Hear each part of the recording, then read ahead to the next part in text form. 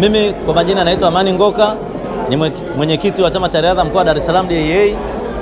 Baada ya kuhitimisha tukio letu la DAA Athletic Youth Championship Talent, tuna hawa watoto ambao tumewapata.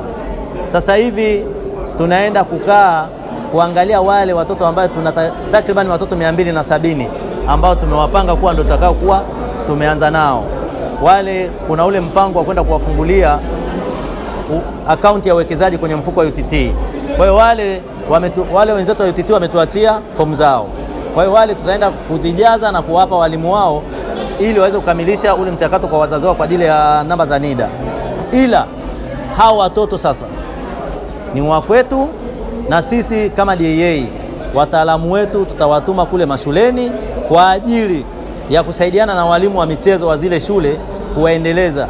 Vile vile sasa hivi kwa ajili ya mashindano ya hao watu wakubwa ambao yanakuja ya mikoa ya National Championship ambayo yanaenda kufanyikia mkoani Pwani kule Kibaha mwezi wa 5 tarehe 29 na 30.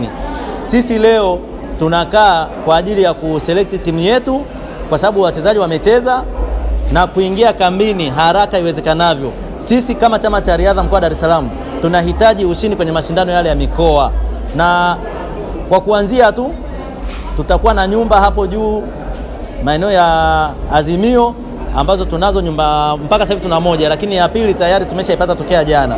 Hawa vijana ambao tumewapata hao wakubwa wataenda kuishi pale, ila milango iko wazi kwa wadau.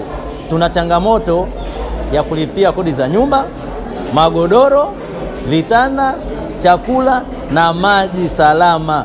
Najua nikisema maji salama, ningesema tu maji, wangesema si hapo tu kwenye bomba. Maji salama kwa ajili ya wachezaji. Wadau tunawaomba, tutakuja kubisha hodi kwao, wasituchoke, watusaidie kwa ajili ya hii kambi, kwa ajili ya kuelekea kwenye mashindano hayo. Naona hata mgeni rasmi nimeongea naye, amekubali kuja kunitembelea pale kambini na atalifikisha kwa viongozi wenzake kwa ajili ya kuangalia namna ya kusapoti mkoa wa Dar es Salaam katika timu yetu ya mkoa.